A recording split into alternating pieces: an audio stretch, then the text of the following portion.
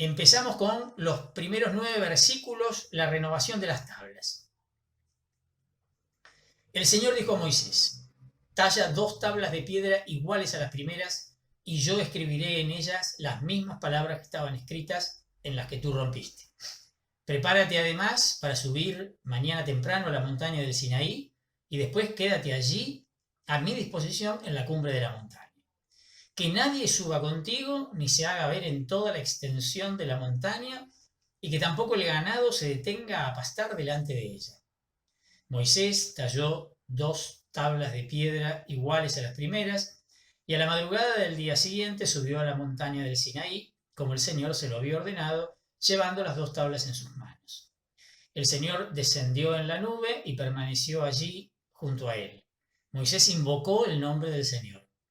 El Señor pasó delante de él y exclamó: el Señor es un Dios compasivo y bondadoso, lento para enojarse y pródigo en amor y fidelidad. Él mantiene su amor a lo largo de 1000 generaciones y perdona la culpa, la rebeldía y el pecado. Sin embargo, no los deja impunes, sino que castiga la culpa de los padres en los hijos y en los nietos hasta la 3ª y 4ª generación. Moisés cayó de rodillas y se postró, diciendo: si realmente me has brindado tu amistad, dígnate, Señor, ir en medio de nosotros. Es verdad que este es un pueblo obstinado, pero perdona nuestra culpa y nuestro pecado y conviértenos en tu herencia. A ver, los versículos 1 al 5 y 9 al 28, estos últimos todavía no los leímos, de este capítulo, pertenecen a la tradición yavista. En cambio, los versículos 6 al 8 son atribuidos a un redactor muy posterior, que es donde aparece la confesión de fe del Dios de Israel tan linda, ¿no? Esta sección, entonces, es la versión yavista de la realización de la alianza, y por lo tanto es un paralelo, recuerden, de los capítulos 19 y 20. Tal vez se intentó mostrar que después de ser rotas las tablas, la alianza continuaría, estaría al servicio de esto. En el versículo 3 se repite otra vez la prohibición de que nadie suba a la montaña, que también había aparecido, acuérdense, en el capítulo 19, ¿no? Pero a diferencia de aquella vez, Aarón no acompañará a su hermano. Acá va solo, Moisés.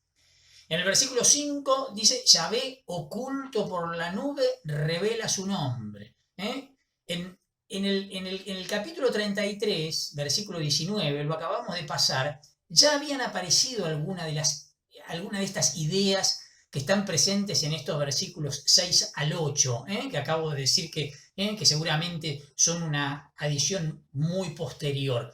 Esto va... esta descripción de Dios como misericordioso, como compasivo, va a ser una de las grandes formulaciones del Antiguo Testamento. ¿Se acuerdan del libro de Jonás? En el libro de Jonás, el profeta Jonás se enoja justamente con Dios por este motivo. Dice: yo sabía que vos eras un Dios misericordioso, porque justamente se enoja porque termina perdonando a Nínive, la capital de Asiria. Bueno, el tema ronda, bueno, esto va a ser retomado de manera magnífica, especialmente por el profeta Oseas, pero por toda la tradición, profética en general, ¿no? La redacción en general refleja elementos del capítulo 20 del libro del Éxodo. Ya vamos a ver que hay elementos que van a volver a aparecer en el capítulo 14 del libro de los Números, en el capítulo 5 del libro del Deuteronomio, ¿sí? Y finalmente, para terminar con este pequeño texto, en el versículo 9, una vez más, Moisés le pide a Dios que acompañe al pueblo. Este tema que se insiste y se insiste en el tema de la presencia de Dios en medio del pueblo. Avanzamos versículos 10 al 28, siempre del capítulo 34. El Señor le respondió: yo voy a establecer una alianza a la vista de todo el pueblo, realizaré maravillas como nunca se han hecho en ningún país ni en ninguna nación. El pueblo que está contigo verá la obra del Señor, porque yo haré cosas tremendas por medio de ti. Observa bien lo que te mando. Yo expulsaré de tu presencia a los amorreos, los cananeos, los hititas, los pericitas, los givitas y los jebuseos. No hagas ningún pacto con los habitantes del país donde vas a entrar, porque ellos serían una trampa para ti. Antes bien, derriben sus altares, destruyen sus piedras conmemorativas y talen sus postes sagrados. No te postrarás delante de ningún otro Dios, porque el Señor se llama celoso. Él es un Dios celoso. No hagas ningún pacto con los habitantes de aquel país, no sea que cuando ellos se prostituyan con sus dioses y les ofrezcan sacrificios, te inviten también a ti y tengas que comer de las víctimas sacrificadas. Tampoco tomes a sus hijas como esposas de tus hijos, porque cuando ellas se prostituyan con sus dioses, harán que también ellos se prostituyan. No te fabricarás dioses de metal fundido. Observarás la fiesta de los ácimos. Durante 7 días comerás panes ácimos como yo te lo he mandado, y lo harás en el tiempo señalado del mes de Abib, porque en ese mes saliste de Egipto. Todos los primogénitos me pertenecen, los primogénitos de tu ganado mayor y menor, si son machos, serán para mí. Al primogénito del asno, en cambio, lo rescatarás con un cordero, y si no lo rescatas, deberás desnucarlo. También rescatarás a todos los primogénitos entre tus hijos, y nadie se presentará delante de mí con las manos vacías. Durante 6 días trabajarás, pero el 7º día deberás descansar, incluso en tiempo de siembra y de cosecha. Celebrarás también la fiesta de las semanas, la de los primeros frutos de la cosecha del trigo, y además la fiesta de la recolección al término del año. 3 veces al año todos los varones se presentarán delante del Señor, el Dios de Israel. Porque yo voy a desposeer a las naciones delante de ti y ensancharé tus fronteras, y cuando subas a presentarte ante el Señor tu Dios 3 veces al año, nadie codiciará tu territorio. No ofrecerás nada fermentado junto con la sangre de la víctima sacrificada en mi honor, y no quedará para el día siguiente la víctima inmolada en la fiesta de la Pascua. Llevarás a la casa del Señor tu Dios lo mejor de los primeros frutos de tu suelo. No harás cocer un cabrito en la leche de su madre. Después el Señor dijo a Moisés: consigna por escrito estas palabras, porque ellas son las cláusulas de la alianza que yo hago contigo y con Israel. Moisés estuvo allí con el Señor 40 días y 40 noches sin comer ni beber, y escribió sobre las tablas las palabras de la alianza, es decir, los 10 mandamientos. Bueno, como ven, se repiten elementos que ya los habíamos pasado hace rato en el contexto de la primera alianza, digamos, ¿no? Las maravillas que va a realizar del versículo 10 se refieren probablemente al auxilio durante el asentamiento en Canaán, durante lo que va a ser la conquista, ¿no? Pero la alianza y este auxilio dependen estrechamente de la observancia de los mandamientos de Yahvé que le va a dar el pueblo, ¿sí? Acá hay como un yo te doy si vos me das, ¿sí? A esta suerte de introducción sigue lo que se ha dado en llamar el decálogo ritual. No todos los autores están de acuerdo en reconocer aquí una división en 10 cláusulas. Es mucho más difícil que en el capítulo 20 reconocer esto. Lo que sí queda claro es el aspecto cultural. La mayor parte de estas disposiciones pueden ponerse en paralelo con el libro de la Alianza, o sea, lo que va del capítulo 20, versículo 22, al capítulo 23, versículo 19. Lo podemos poner en paralelo esto. Entre los versículos 13 al 16, el pasaje comienza con unas prohibiciones tajantes en relación con los pueblos de Canaán. Es tan fuerte el peligro de sincretismo que los israelitas no podrán hacer ningún tipo de pacto con ellos. Incluso deben destruir todos los signos del culto cananeo. Vieron que hay una descripción incluso detallada, ¿no? Se habla en concreto de altares estelas sagradas, los que se llamaban Masebot, y los cipos sagrados, los que se llamaban Aserim, esos. Bueno, de las estelas ya hablamos varias veces, eran unas piedras especiales que simbolizaban la divinidad masculina en el culto cananeo, ¿no? Bueno, se han encontrado numerosos ejemplos de esto en las excavaciones arqueológicas, ¿no? Especialmente en Gezer.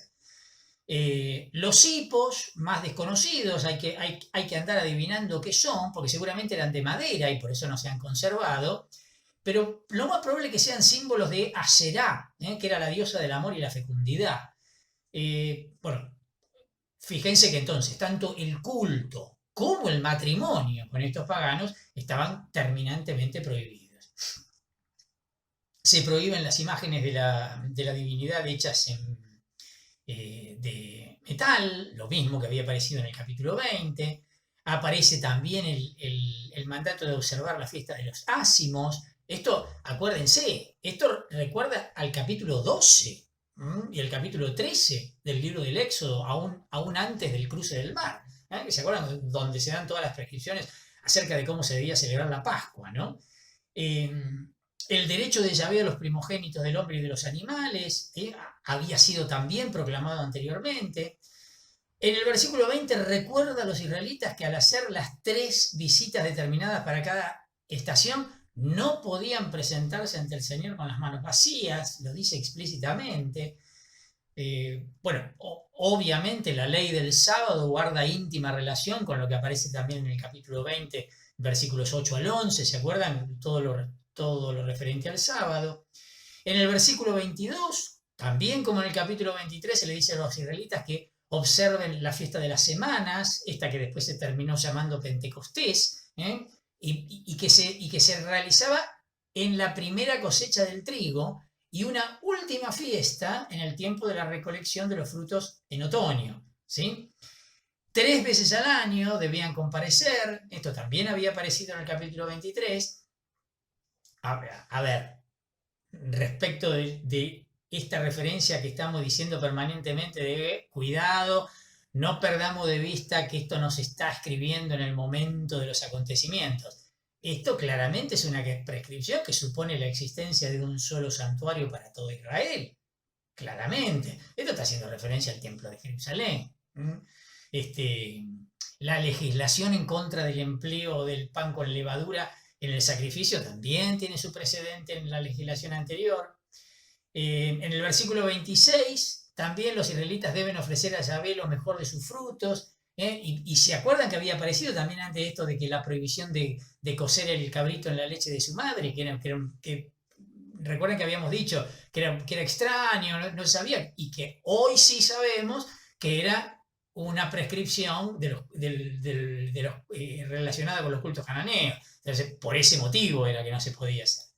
Bueno, y finalmente en el versículo 28, al igual que en el capítulo 24, aparece la referencia a los 40 días y 40 noches que permaneció Moisés sin comer ni beber. O sea, se está replicando otra vez todo lo mismo que se había dicho con referencia a la primera vez que Dios le había dado las tablas de la ley. Además, vieron que hay como un doble discurso acá. Hay veces donde está dicho claramente que Dios es el que escribe y otras veces que parece que Dios le dice a Moisés que escriba. Bueno, van y vienen en este sentido.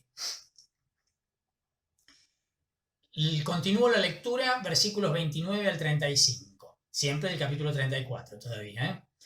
Cuando Moisés bajó de la montaña del Sinaí, trayendo en sus manos las 2 tablas del testimonio, no sabía que su rostro se había vuelto radiante porque había hablado con el Señor. Al verlo, Aarón y todos los israelitas advirtieron que su rostro resplandecía y tuvieron miedo de acercarse a él. Pero Moisés los llamó. Entonces se acercaron a Aarón y todos los jefes de la comunidad y él les habló. Después se acercaron también todos los israelitas y él les transmitió las órdenes que el Señor le había dado en la montaña del Sinaí. Cuando Moisés terminó de hablarles, se cubrió el rostro con un velo y siempre que iba a presentarse delante del Señor para conversar con él, se quitaba el velo hasta que salía de la carpa. Al salir, comunicaba a los israelitas lo que el Señor le había ordenado. Y los israelitas veían que su rostro estaba radiante. Después Moisés volvía a poner el velo sobre su rostro hasta que entraba de nuevo a conversar con el Señor.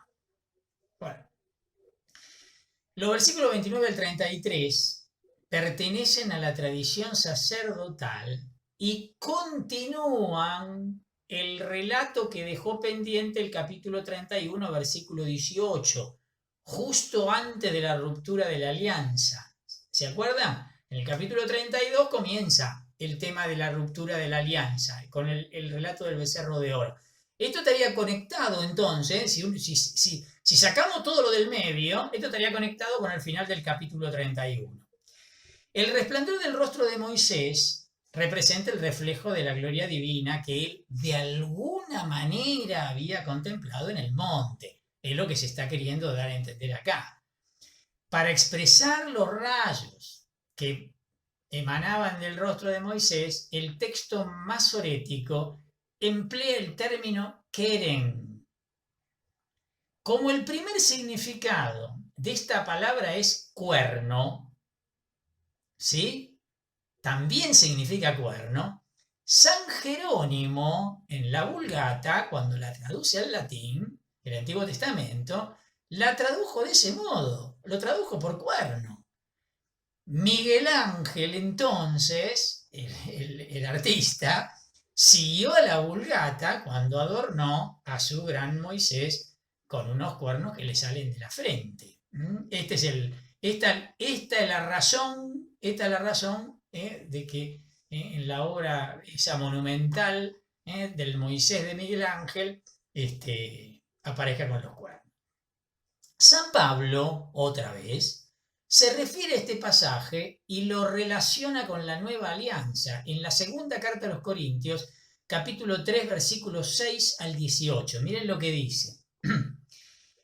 Él nos ha capacitado para que seamos los ministros de una nueva alianza que no reside en la letra, sino en el espíritu, porque la letra mata, pero el espíritu da vida. Ahora bien, si el ministerio que lleva a la muerte, grabado sobre piedras, fue inaugurado con tanta gloria que los israelitas no podían fijar sus ojos en el rostro de Moisés por el resplandor, aunque pasajero, de ese rostro, ¿cuánto más glorioso será el ministerio del Espíritu? Y si el ministerio que llevaba a la condenación fue tan glorioso, ¿cuál no será la gloria del ministerio que conduce a la justicia? En realidad, aquello que fue glorioso bajo cierto aspecto ya no lo es más en comparación con esta gloria extraordinaria. Porque si lo que era transitorio se ha manifestado con tanta gloria, cuánto más glorioso será lo que es permanente. Animados con esta esperanza, nos comportamos con absoluta franqueza y no como Moisés, que se cubría el rostro con un velo para impedir que los israelitas vieran el fin de un esplendor pasajero, pero se les oscureció el entendimiento y ese mismo velo permanece hasta el día de hoy en la lectura del Antiguo Testamento, porque es Cristo el que lo hace desaparecer. Sí, hasta el día de hoy aquel velo les cubre la inteligencia siempre que leen a Moisés. Pero al que se convierte al Señor se le cae el velo, porque el Señor es el Espíritu, y donde está el Espíritu del Señor, allí está la libertad. Nosotros, en cambio, con el rostro descubierto, reflejamos como en un espejo la gloria del Señor y somos transfigurados a su propia imagen con un esplendor cada vez más glorioso por la acción del Señor que es Espíritu. Miren qué fantástico, ¿no? La interpretación que está haciendo Pablo de este texto que estamos leyendo acá, del libro del Éxodo, comparándolo con Cristo, que por otra parte no es otra cosa que lo que decimos hoy, digamos, lo que dice la Dei Verbum, ¿no? El Concilio Vaticano II, cuando habla de la interpretación de la Sagrada Escritura, que nuestra clave hermenéutica, nuestra clave de interpretación es Cristo. Bueno, Pablo lo está diciendo utilizando la imagen del velo. Con Cristo se cae el velo. Con Cristo se ve con claridad, se interpreta lo que verdaderamente Dios quiso decir a través de la historia del pueblo de Israel, ¿no? En última instancia es esto, ¿no? Lo que está diciendo Pablo, ¿no? La clave hermenéutica de la Sagrada Escritura es Cristo. Dicho de forma moderna sería esto, él apela a la imagen del Antiguo Testamento. Bueno, llegamos a la última parte del libro del Éxodo, que es lo que va del capítulo 35, versículo 1, al capítulo 40, versículo 38. Esta parte no la vamos a leer. ¿Por qué razón? Está atribuida obviamente a la tradición sacerdotal y cuenta estrictamente la ejecución de lo mandado en los capítulos 25 al 31. En su mayoría se repiten literalmente las disposiciones anteriores, nada más que ahora como realización. En los capítulos 25 al 31 estaban como proyectos, eran las indicaciones que Dios había dado de cómo se debían hacer las cosas. Bueno, ahora se hacen, pero con esas mismas indicaciones. Entonces, digamos, es prácticamente volver a leer lo mismo. Ustedes, por supuesto, hagan lo que quieran, léanlo si quieren, pero digo, yo que ustedes les diría, háganle una lectura rápida, ¿no? Como quien dice, una lectura en diagonal, porque van a volver a leer prácticamente lo mismo que ya leyeron y que además es bastante minucioso, bastante pesado, como solemos decir, ¿no? Bueno, algunas características, nada más. Señalo algunos detalles y ya. En esta parte, la traducción de los 70 han seguido un manuscrito hebreo distinto del que aparece en el texto masorético. Hipótesis 1. O bien el traductor de la 70 cambió deliberadamente el orden. De todos modos, lo único que tiene verdadera importancia es simplemente la omisión del altar del incienso, que está en el capítulo 37, versículos 25 al 28. Esta es la única diferencia importante. Después es solamente una diferencia de orden la que se da entre el texto masorético y la traducción griega de los 70. El capítulo 35 comienza con la insistencia sobre la institución del sábado, obviamente, y con respecto al paralelo con el capítulo 31, acá lo que se agrega es la prohibición de encender fuego en sábado. Nada más que esa es la única diferencia. Al pedido de Moisés, el pueblo responde generosamente entregando los materiales necesarios. Aparece esta idea, y miren, tan generosos fueron los israelitas en su aporte que Moisés tuvo que mandar suspender las donaciones, porque digamos, ya tenían más de lo que se necesitaba. Pero más adelante, en el capítulo 38, se hace mención a la cantidad de metales empleados, ¿no? Y se trata claramente de una redacción posterior. Uno, porque los levitas están mencionados en el versículo 21 del capítulo 38, y en realidad los levitas fueron instituidos más adelante, recién lo vamos a encontrar en el capítulo 3 del libro de los Números. Y del mismo modo aparece también mencionado Itamar, que efectivamente llegó a ser jefe de los levitas, pero también en un momento posterior. Lo vamos a encontrar recién en el libro de los Números, capítulo 4. O sea que evidentemente están fuera de lugar esto. Además, en el versículo 26, siempre del capítulo 38, sugiere que los metales preciosos provenían del impuesto pagado al santuario. Por eso se alude al censo del pueblo. Pero otra vez, el censo del pueblo va a ser algo que va a aparecer recién en el capítulo 1 del libro de los Números. Todos estos datos están ignorando, evidentemente, lo que mencionamos recién del capítulo 35 y 36 sobre el carácter voluntario de los dones del pueblo, ¿sí? Evidentemente, entonces, según esta referencia, no fueron voluntarios. Estaban censados y cada uno tuvo que poner el impuesto que correspondía para el templo. ¿Estamos? En el capítulo 40 se dan las órdenes para la erección de la morada, la unción del tabernáculo, la vestición y unción de los sacerdotes. Bueno, bien de tradición sacerdotal, todo se destaca con mucha minuciosidad y se repite permanentemente el tema como el Señor lo había mandado. Y dale, a cada paso se repite esta misma imagen. la fecha donde está ubicado este acontecimiento, supuestamente, ¿no? Sería unos 9 meses después de la llegada al Sinaí. Leo como para terminar, ¿no? Los últimos versículos del libro. Entonces la nube cubrió la carpa del encuentro y la gloria del Señor llenó la morada. Moisés no podía entrar en la carpa del encuentro porque la nube se había instalado sobre ella y la gloria del Señor llenaba la morada. En todas las etapas del camino, cuando la nube se alzaba, alejándose de la morada, los israelitas levantaban el campamento. Pero si la nube no se alzaba, ellos no se movían hasta que la nube volvía a hacerlo. Porque durante el día la nube del Señor estaba sobre la morada. Durante la noche el fuego brillaba en ella a la vista de todo el pueblo de Israel. Esto sucedía en todas las etapas del camino. Bueno, en estos versículos, al igual que en el capítulo 25 y que en el capítulo 29, de nuevo se insiste en la presencia de Yahvé entre su pueblo, que anticipa la indicación que aparecerá en el capítulo 9 del libro de los Números, donde la nube pasa a ser la señal para levantar todo y abandonar el campamento, ¿no? En este caso está descrito con las imágenes típicas de la tradición sacerdotal.